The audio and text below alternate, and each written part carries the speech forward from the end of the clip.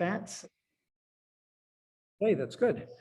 And to put that into the veggie product in modest amounts, 10%, 15%, but to significantly enhance the meat-like quality of the veggie product.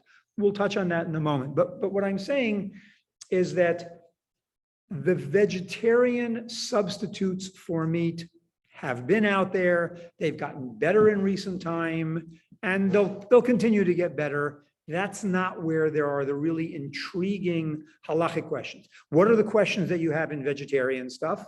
Well, you have, what do I do with Pesach in terms of wheat-derived stuff? For us unfortunate Ashkenazim who deal with kitnios, anything that's veggie-derived will have to contend with that kind of issue. And by the way, in the world of cell-cultured meat, there is the really intriguing possibility, which is very realistically out there, that when they do finally make this cell-derived steak, they're going to do it on a pre-existing form, on a scaffold. And the scaffold is today predominantly made from wheat ingredients. There is a version of it that is made from soy. So you may end up with something that is fleshik, parv, but chametz and kitnios. I mean, it's the combinations are endless.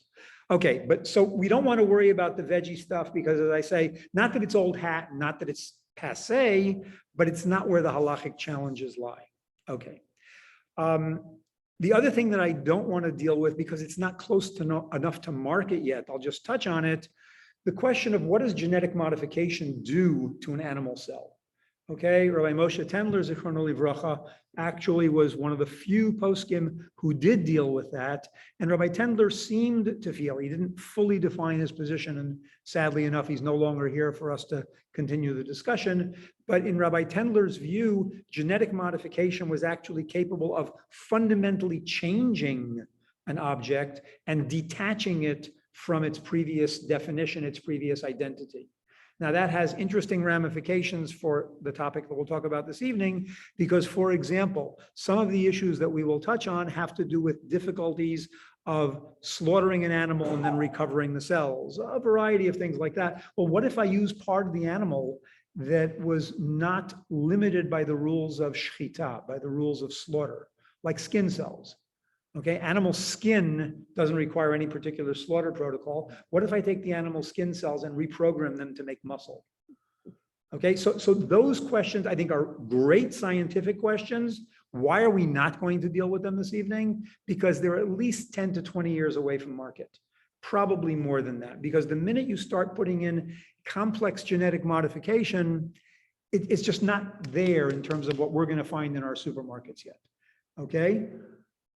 On the other hand, the basic, and I'll try to just summarize the technology really briefly, the basic idea of taking animal cells, growing them in a cell culture medium, okay, and then somehow fabricating that into a piece of meat that you can sell in the supermarket, that's here already, okay? They are now in Singapore already selling chicken which is grown in a bioreactor. Whoa. There are at least a half a dozen Israeli startups that are now in the process of building those bioreactors as production facilities for cell-grown meat. There is a facility that just opened here in California. Help me out, I don't remember where it is, but I saw it was in California, which claims to have an enormous capacity for growing cells into meat. And they're going to do it hopefully in a way that will be kashrus compatible, and we'll see what that means. But I'm sorry? I saw somewhere that they were doing the same with fish. So let me ask you a question, okay? It turns out that if you were to ask your cell biology friends, which is the one that I would go after first? Would I try to do cell-cultured fish or cell-cultured beef? Which one is a more attractive scientific prospect? So rather than putting you on the spot, because that's a really not fair thing to do, it turns out that the fish is a much more attractive scientific proposition because fish cells are much more tolerant of fluctuations in oxygenation levels, of fluctuations in temperature. It's a more robust system. Okay, and frankly, some of the factors that are pushing the cell cultured meat could also push the fish. What are the factors that are pushing cell cultured meat? Why is the world hopping on that bandwagon now? Help me out. Environmental. Greenhouse gases that are emitted from the cows while you're ramping up to make the meat, right? The cow is your factory, so to speak. So environmental impact from gases emitted from the cows is certainly an issue. What else? Feed, I mean, going feed for them, land. Okay, so the depletion of resources in the way mostly of land and water is a serious issue. Let's face it, cows are lovely, bossy Nelly, they're wonderful, but they're a really inefficient factory. I mean, think about it. You got to go through all the process of letting the cow grow up, and you will eventually get a few steaks out of it, but it took a long time and you didn't get a lot per unit cow, land, whatever. So it's an inefficient production method. What else? What else is driving that technology? They can patent it and hype it, but that's more cynical than I choose to be. So I'll leave you with your cynicism. Yes. People's dietary habits are changing, and less people are wanting to eat meat. Okay, so that turns out to be true in Western countries, but the fact that it's not true, specifically in China and in India, is part of the problem. Because at the end of the day, your demand curve for animal protein, again, assuming that we're not going to be able to bludgeon people over the head and force them to stop eating meat, the demand for meat protein is going through the roof. Okay, so there is a serious expectation that given limited land and water resources and seriously increased demand, we're not going to be able to stand up to it. Yeah. Humanitarian. Okay, so the PETA groups, the vegetarian and vegan groups, and by the way, that's why even though the fish is the lower hanging fruit scientifically, it's never going to compete with the cow stuff because nobody seems to object to killing fish, whereas there are a lot of people who object to killing cows and things of that sort. Now, keep in mind those driving forces because some of the potential solutions that are out there and some of the ways of both getting the cells and growing them, one of them, I'll tell you as an example, we're going to do this sort of a little bit scattergun because there are things I want to touch on and I want to make sure we get through and I don't want to run too terribly late. It turns out that the ability to grow these cells is something that we've had for a long time, okay? How long? 50 years or so. Tissue engineering has been around for over 50 years. And in its early days, the primary excitement around tissue engineering was the ability to grow artificial organs. Okay, and there's still a lot of activity in that today. And in fact, many of the groups that have today gotten into the synthetic meat stuff started by doing biomedical engineering to make organs so you wouldn't need to wait for donors. Okay, one of the absolute leaders in this field, a woman by the name of Shulamit Levenberg, who is head of biomedical engineering at the Technion, from lady, great scientist. Her original interests were largely in organ replacement stuff, but it's the same technology. Okay, the ability to convince the cells to grow is you can take heart cells and make heart muscle, or you can take beefsteak and make steak. Okay, so about 50 years ago or so, the world of tissue engineering started emerging. About 25 years ago, specifically the Dutch funded a project where they really wanted to push the idea of cultured meat. And it may very well be that part of their motivation was the animal rights kinds of issue or the not being cruel to animals kinds of thing. But by the way, one of the things that is really important in this whole discussion is that kosher meat today, you could very well tell me, Chaim, forget about this. Let them do what they want to do. And I'll just worry about, I'll keep shechting my cows and everything will be fine. Well, the problem is that kosher meat today is largely economically reasonable. It's only 2 or 3 times the price of non-kosher meat. Because why?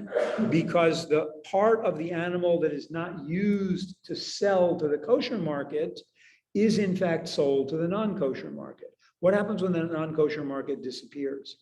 In other words, assuming, and it's certainly heading that way in Europe, assuming that we get to a point where the non-kosher market says, we only want this cell-cultured stuff, or we want the veggie burger stuff, or whatever they want as a substitute, then all of the 2/3 worth of slaughter yield that you had previously been unloading on the non-kosher line, you're stuck, which means your price of kosher product will again triple.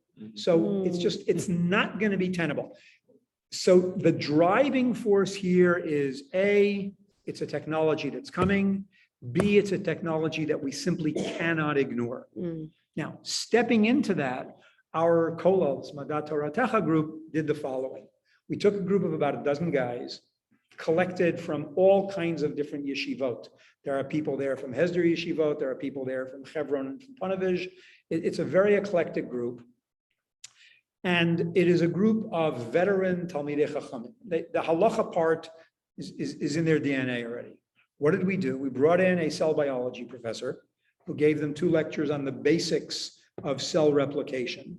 And we then brought in Shulamit Levenberg to talk about where that cell replication was being adapted to growing animal protein, to growing animal tissue.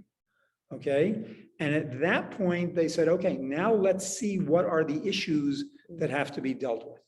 Okay, now what are those issues? So the issues kind of break down into 2. There is the issue of the source of the cells, and there is the issue of the process whereby you grow the cells. Okay. It used to be, if you look at the articles that came out in the sort of halachic literature of 30 years ago, the process of how you grew the cells dominated the discussion. Why?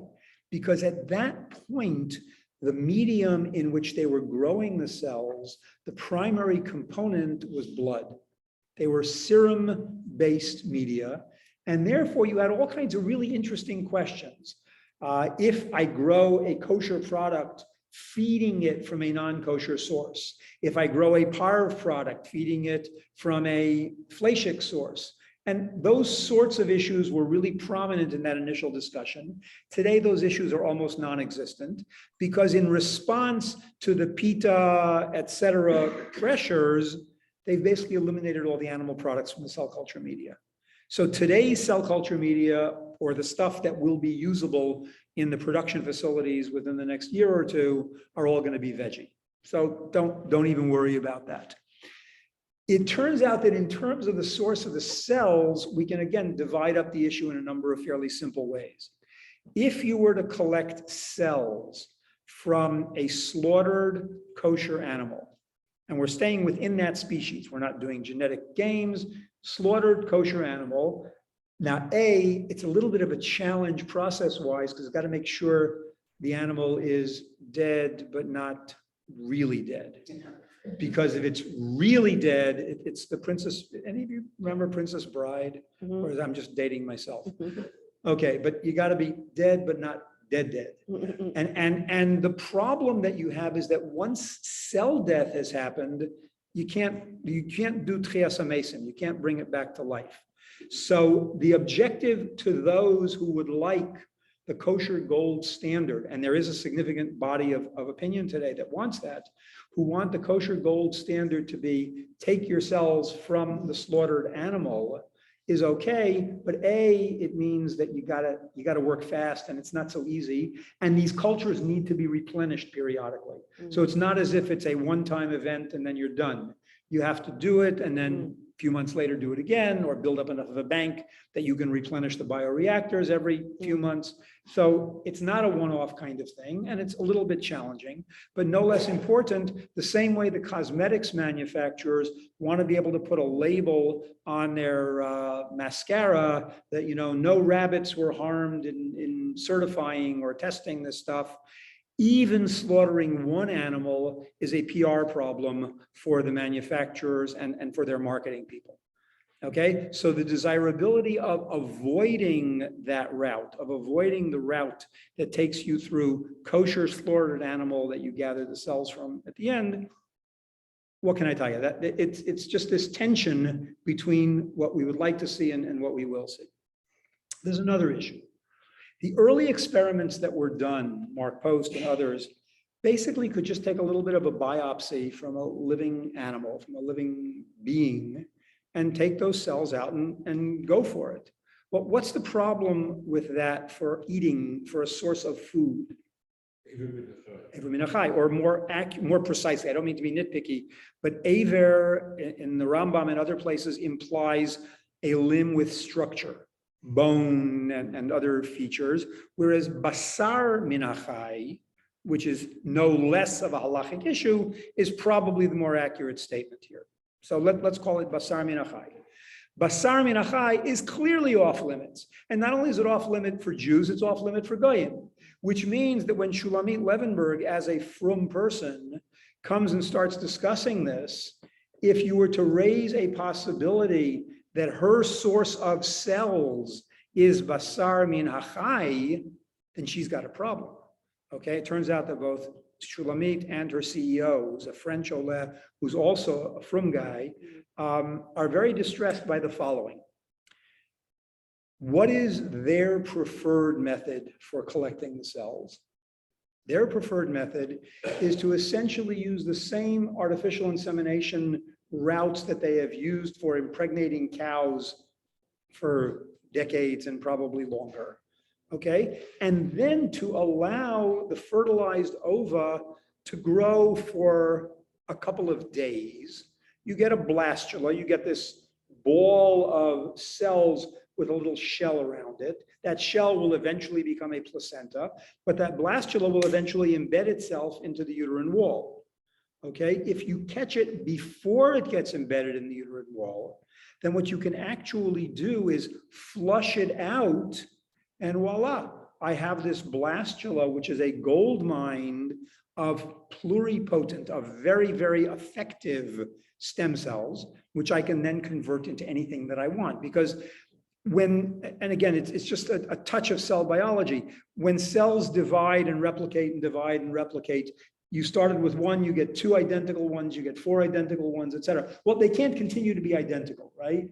Because if they're going to continue to be identical, we're not going to develop hands and eyes and bones and hearts and mouths. So replication or growth is only part of the package when it comes to what the cells have to do. They also have to do what's called differentiation.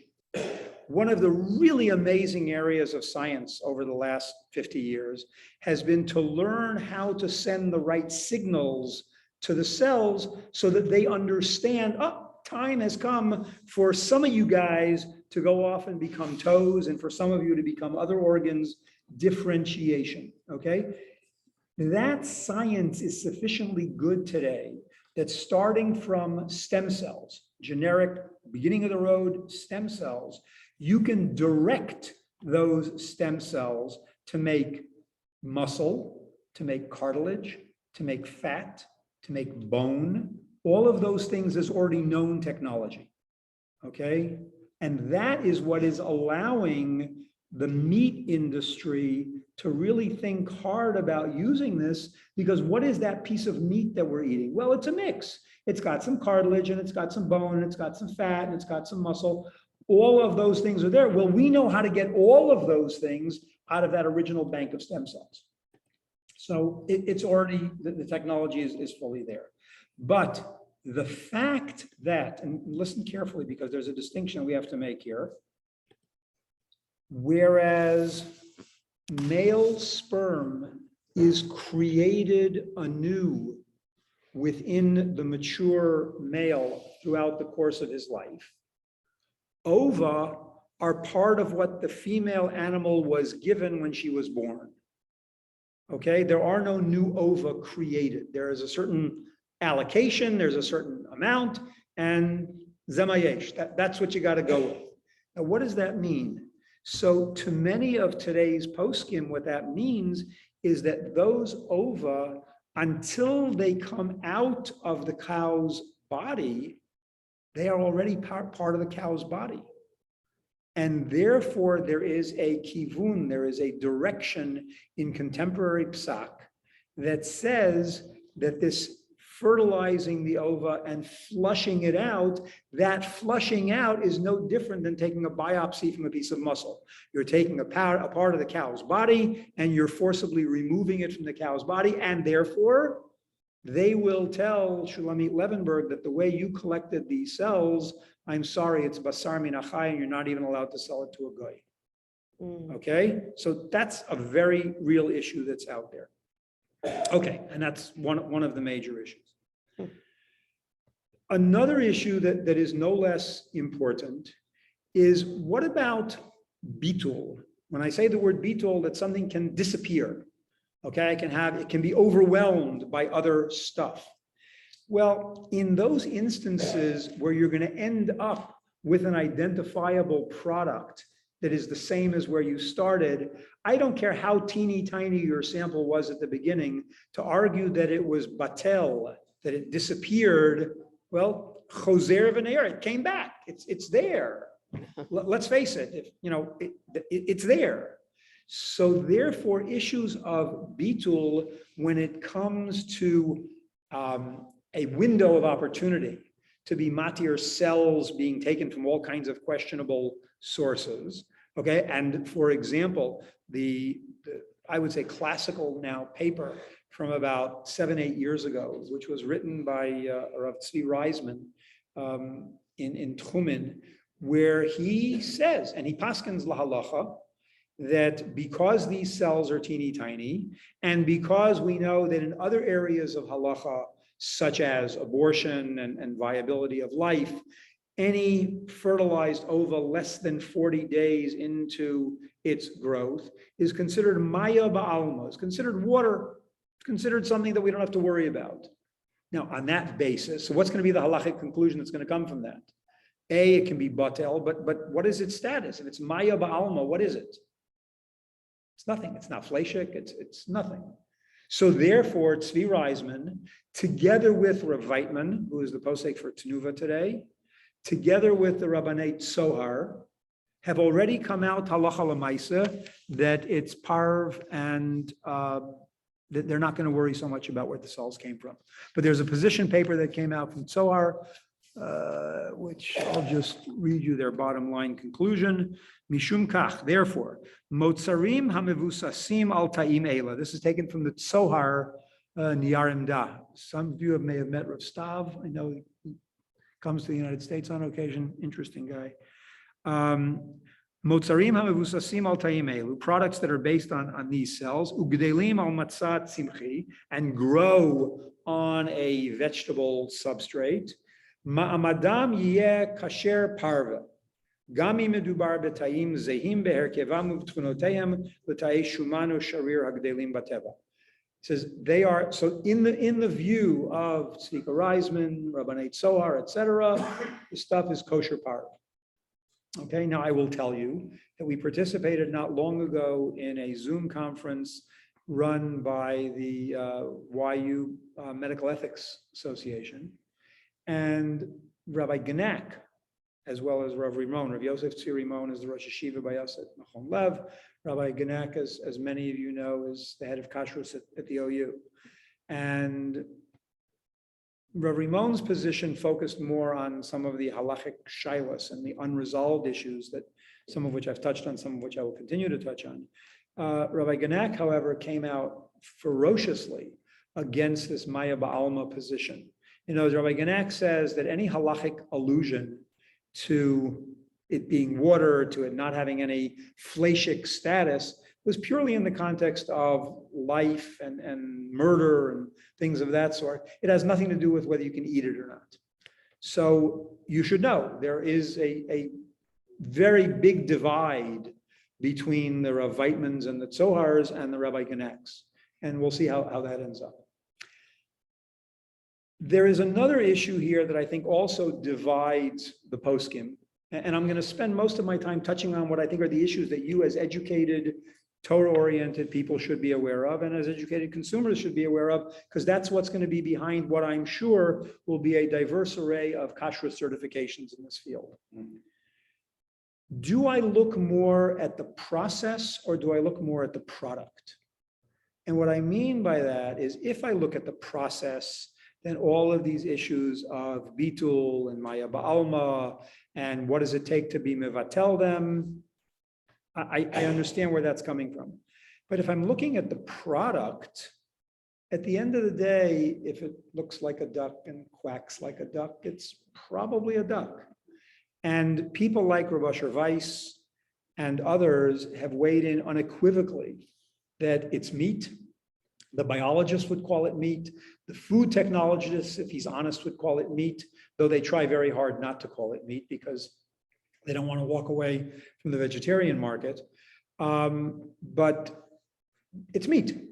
And it's going to be kosher. I would say my sense is that almost all poskim today are really comfortable with the idea that this rather strangely derived meat is going to be edible if it's made according to certain rules.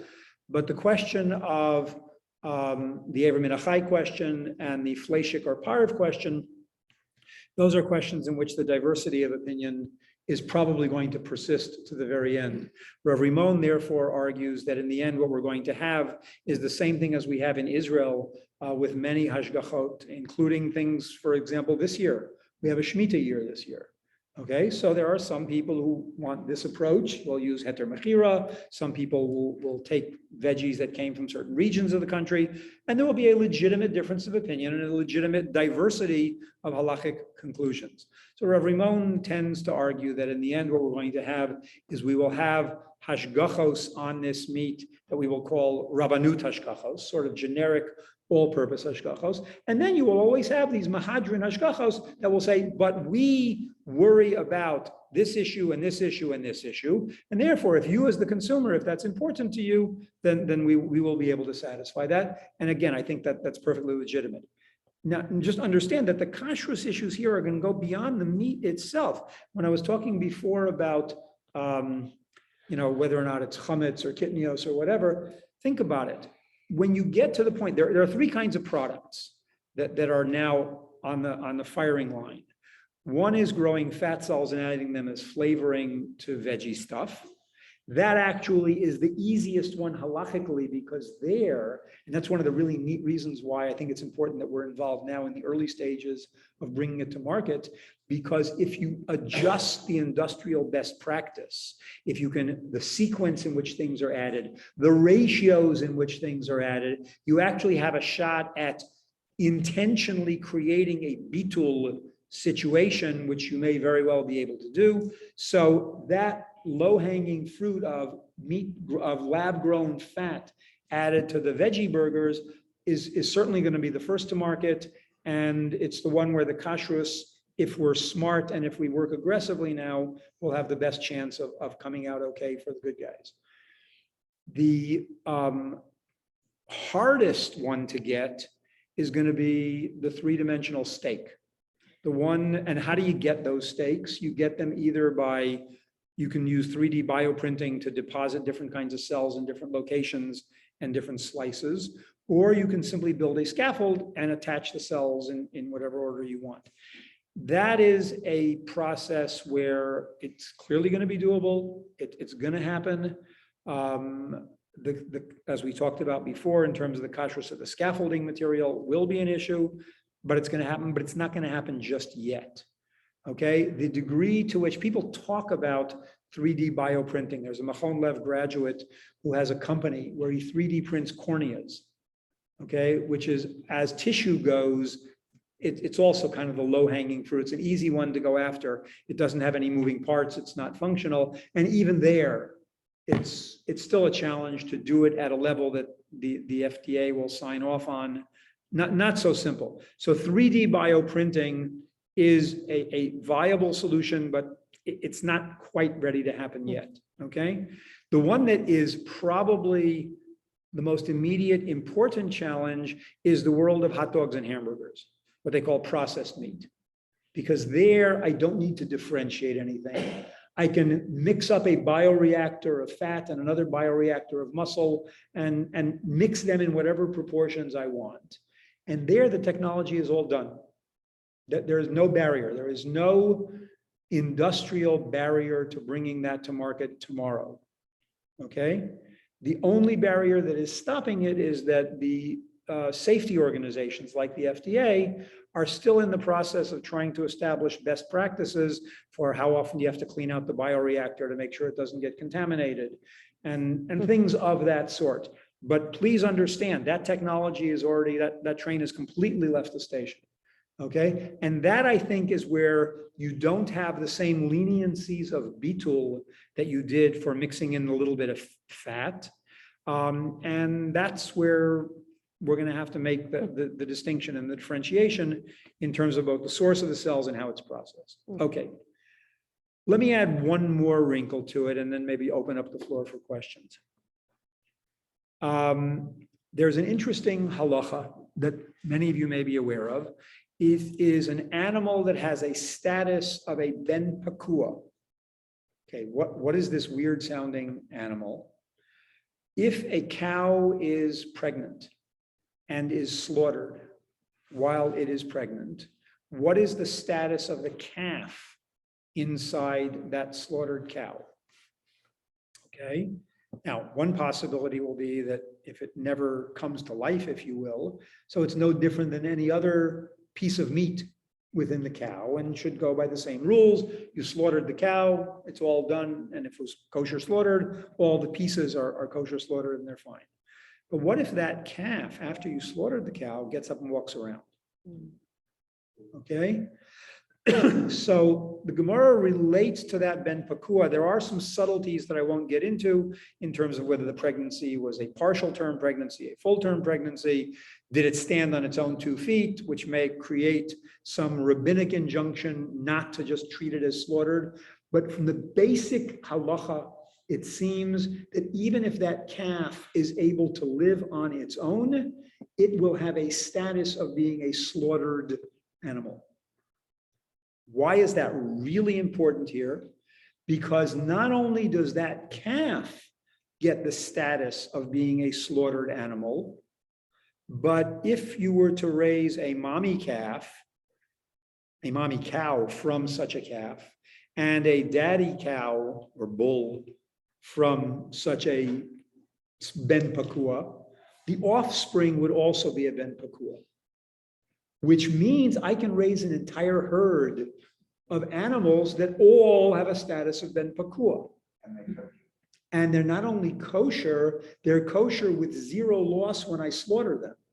Remember we said before that when I slaughter an animal, normally I lose 2/3 of what I've done? Right. Here I lose nothing because the entire animal is slaughtered. It's already slaughtered.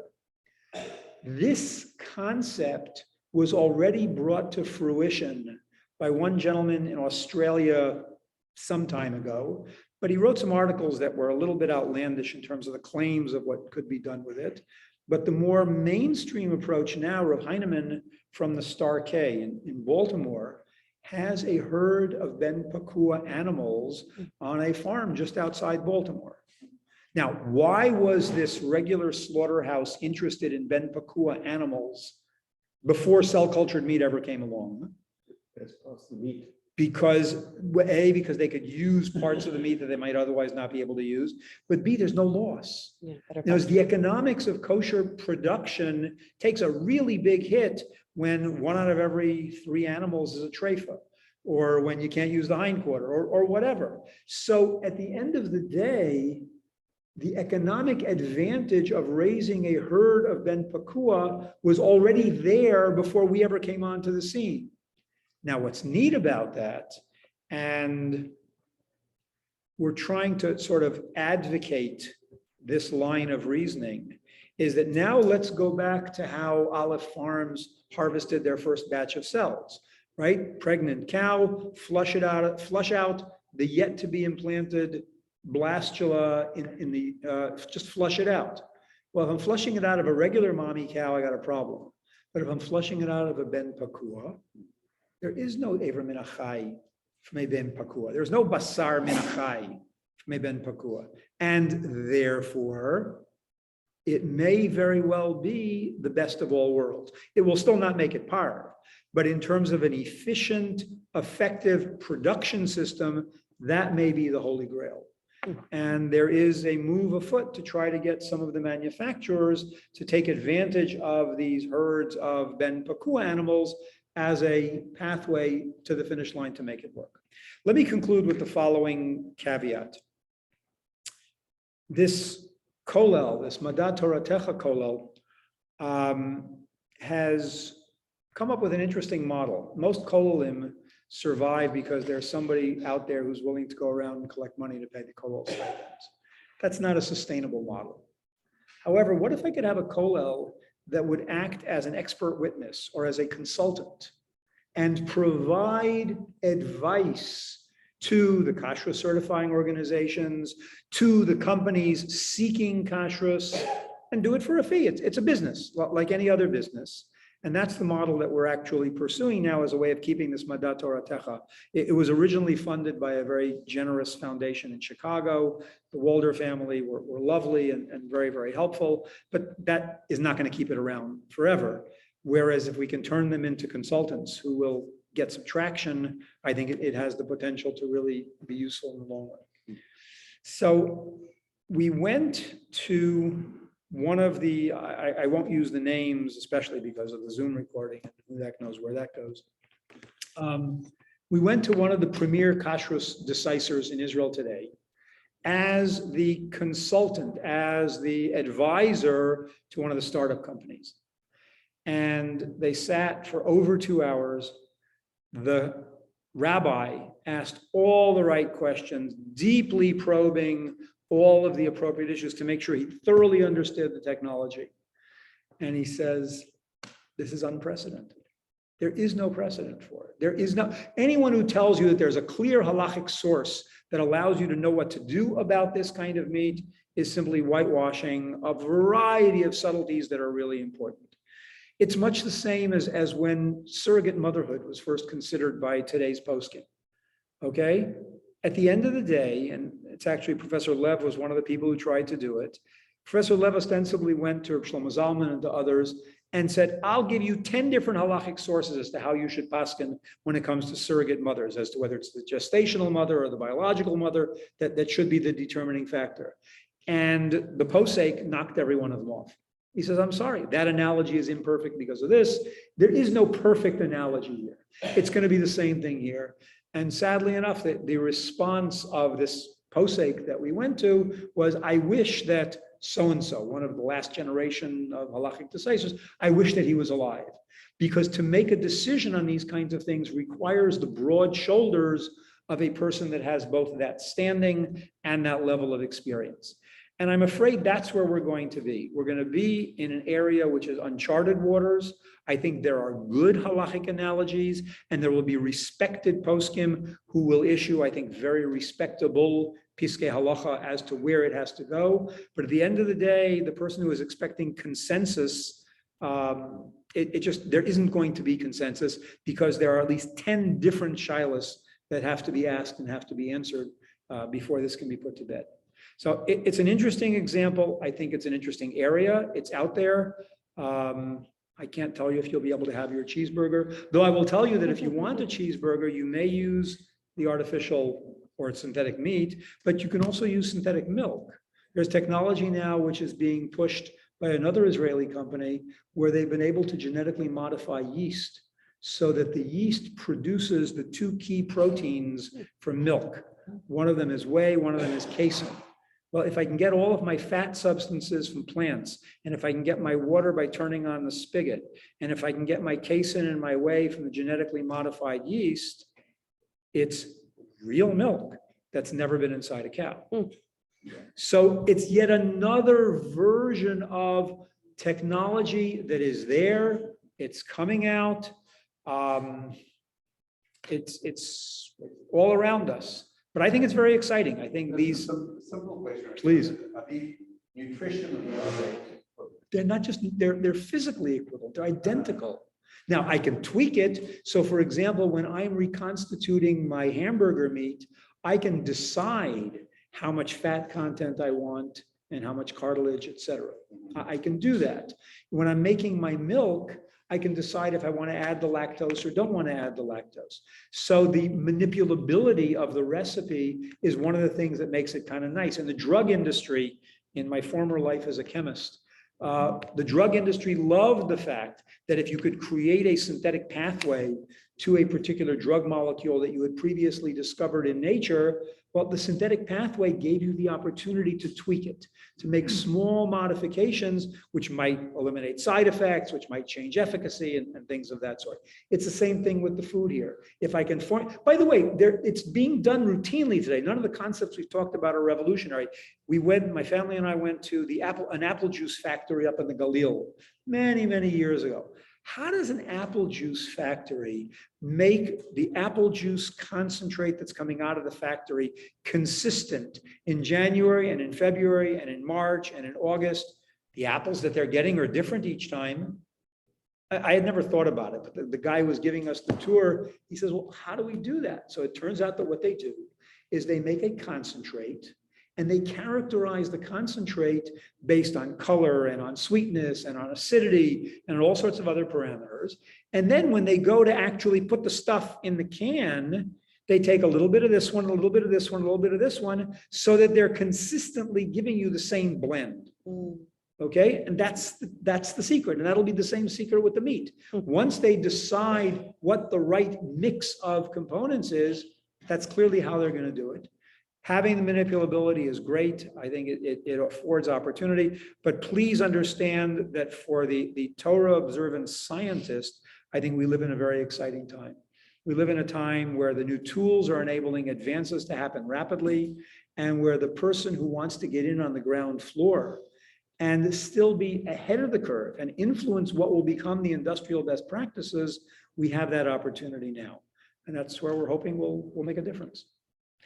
And I'm happy to take questions either in the group or privately afterwards, but I think I've overstayed my my talk time. Would it be impossible for this? Do you want to do questions or no? It will be impossible, yes.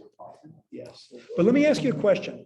Lab-grown diamonds. When I was a young faculty member at Case Western Reserve, there was a guy by the name of John Angus who was just starting to grow diamonds in a reactor in his laboratory. The technology for growing lab-grown diamonds today is so good, even the gemologists are not able to differentiate a high-quality lab-grown diamond from De Beers best. That means it's big, like a microscope as opposed to a GIA. So they're absolutely indistinguishable. You think that that's... It's real. That's the difference between this and all of the reconstituted plant stuff. These are real animal cells. As you're making the meat, you're making it in a weird process, but it's meat. It's real meat. And in fact, Rav Asher Weiss in his tshuva says explicitly, he says, this is one of the thoughts that early essays talked about is, should we consider this miracle meat? Because the Gemara talks about things that came from heaven, things that came al pi nes, and then you could establish the status based on that. He says, oh, this is the way cells behave. They divide, they multiply. You're making it happen a little bit faster, but it's the same process. It's not changing it. So the question is, what about cell errors? That is, errant cells. So that's why you refresh your culture frequently. And there's no evidence that that's problematic. I mean, we eat animals. Animals have lots of genetic mutations in them, and we eat them, and they don't influence us. That's all you're going to do. You're going to eat it. I don't think there's any substance to the argument that got a lot of traction in Europe that GMOs were somehow dangerous. I don't think there's any basis for that. But those concepts, likely very erroneous, have made the commercialization of a number of products untenable. Very difficult. And that's why I say the genetically modified version, taking skin cells and turning them into muscle, is not only technologically long off, but I think, well, you're right, it's not nearly as marketable. But if I can take muscle cells, okay, there's a company in Rehovot now that simply takes fibroblasts, real muscle cells, and immortalizes them. It just puts them in a medium where they can grow and grow and grow and grow and grow. It should pass muster with the GMO people as well. It should be okay. Yes, so it doesn't have to be scientifically provable to be characterized as Frankenstein, the Frankenfish. I mean, that's- I'm not a good PR guy. Jake, you can take that better than I can. Yeah. So the Frankenfish is a reality, right? You know what Frankenfish is? No. Frankenfish is like salmon made with genes from a person. Where they get it to grow faster and, You inject it, I don't know. how right, they do yeah, it, they can but- influence the growth of the Yeah, but salmon. the question is, the product that emerges is not really salmon anymore. It's I just don't know enough about it. These are interesting questions. Like I said, one of the reasons that I'm so keen on making this kollel work is that part of my institutional DNA is the connection between Torah and Mada. And in my heart of hearts, I really believe that's the way the good Lord intended it to be. And I think that's important. And I think that trying to be as close to the state of the art of the technology, but still rooting you should be rooted in rigorous high-level Torah study. And that's, I think that's doable, and I think we're trying to do it, but Could you describe just the 2 or 3 other very interesting aspects where? well, the artificial intelligence one I think is really cool because when I saw that these position papers this guy was putting out, he says, once artificial intelligence, once the learning curve is done, then it's nothing more than a fancy Shabbos clock.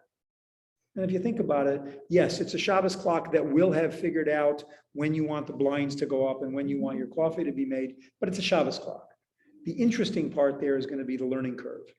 And he outlines at least a half a dozen different possibilities, which go back, by the way, to the theories behind forbidding electricity for use on Shabbos. I mean, remember, electricity as we know it today is not the same electricity that passed through a hot incandescent wire in a bulb, right? We're talking about LEDs and we're talking about solid state circuitry. And the arguments about the other aspects of the halachic permissibility actually are very, very important arguments today, that they've become almost the central discussions. So I think with artificial intelligence, that's going to be part of what's out there. We have an area today, one of our electro-optics professors has developed a scheme for high fidelity color transmission.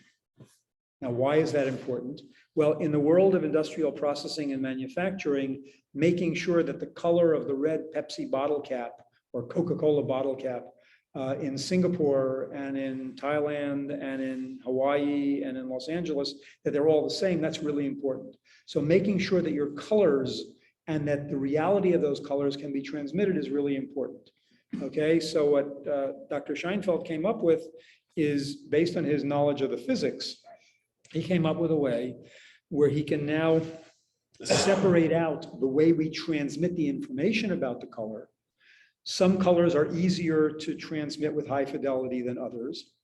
But at the end of the day, his objective is to guarantee routinely that if I send you a WhatsApp of something of a particular color and texture, your uncalibrated phone, by using whatever his processing magic will be, will also get the exact same color and texture. And where that is becoming already potentially important, what about a Moel who wants to see if a baby is the right color so you can do a bris the next day? What about a woman who has a stained garment who wants to send the stain to the rabbi to tell her whether it is tahor or tameh? And that is simply the entree point to whether or not we can use machine learning to paskin as well. That's a much more sensitive area, and it's an area where I will tell you the controversy is just beginning. The question, I mean, right now, and if any of you are physicians, but my understanding from a good friend at MIT is that using image processing and using a training set of images, you can now do cell pathology better by computer than the best pathologists in the world. Okay, now the fact that I want my doctor to use those tools to get me the closest to state-of-the-art medical advice, that's for sure true. Can I now go one step further and say, if I take a training set of 100,000 colored stains, can I eventually make the computer into a more accurate and more reproducible posek? And there, the issues are, it's not technology that's at issue there. Technology will happen.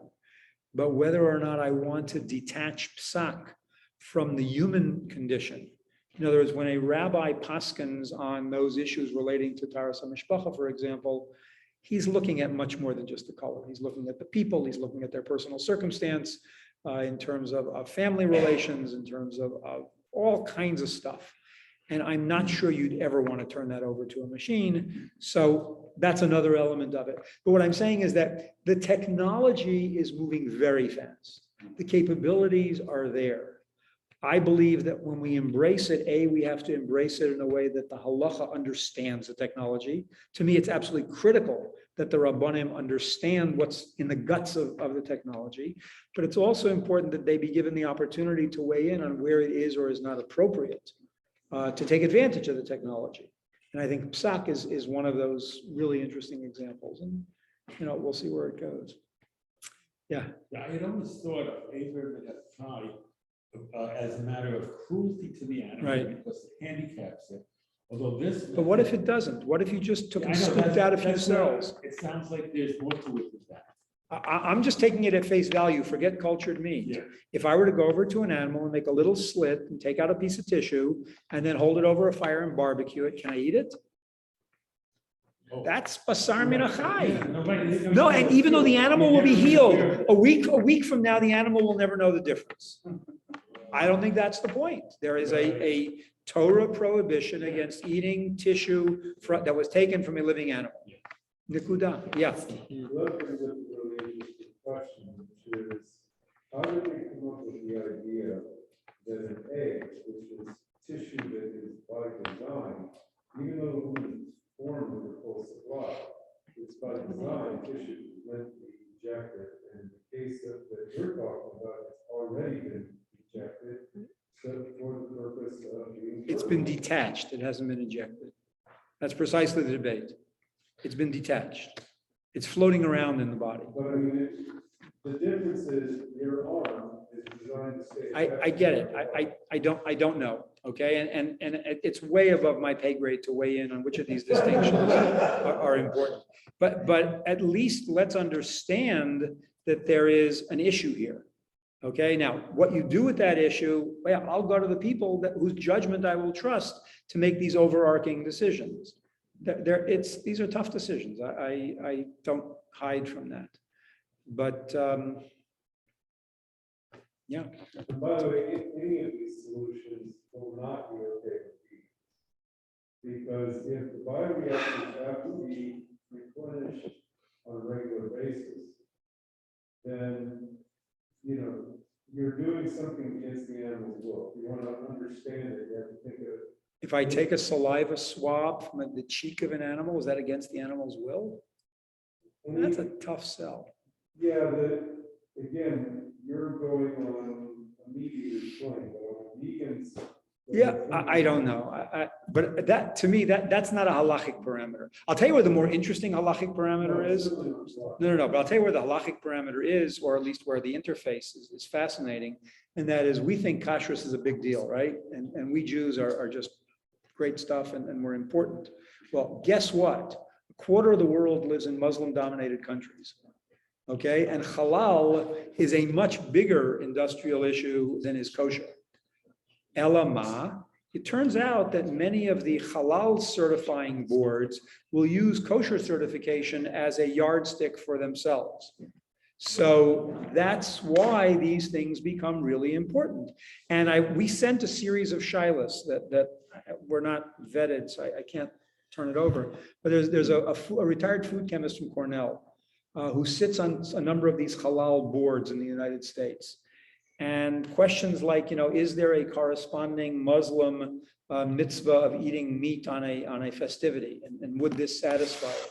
And by the way, that's no different. If I can grow cloth And I don't, again, I'm not going to give you the answer. But if I can grow cloth, does that give me the ability to make tefillin in a lab culture? You know, can I make my cloth for the tefillin? Same thing, same thing.